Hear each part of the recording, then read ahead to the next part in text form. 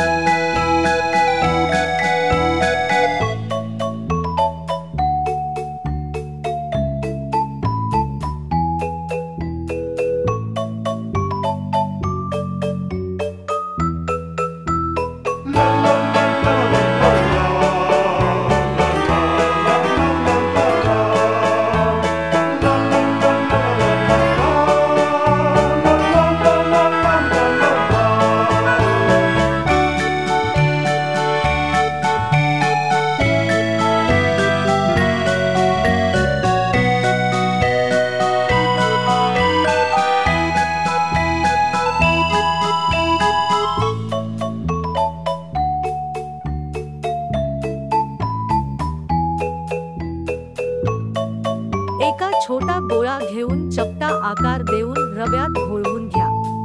Pan गरम झाल्यावर तेलाने ग्रीस करून सर्व पॅटी दोन्ही बाजूस भाजून घ्या. टीप: लहान मुले भाज्या खात नाहीत. कटलेट केल्यामुळे लहान मुले आवडीने खातात. टोमॅटो सॉस बरोबर सर्व्ह करा.